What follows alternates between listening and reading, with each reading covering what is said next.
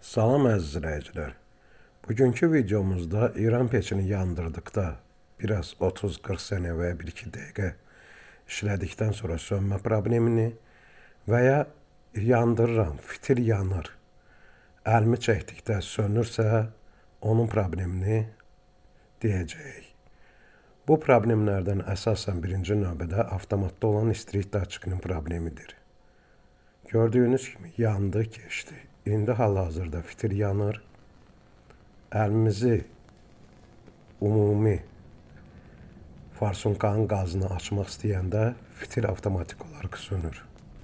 Bu da həmən avtomatda olan istrik daçikinin problemidir.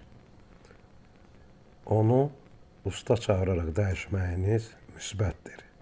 Çünki İran peçinin təmiri biraz başa çıxmayan insan üçün təhlükəlidir.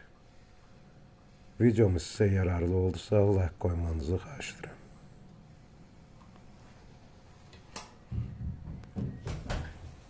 Hadi ben giderim bula göre.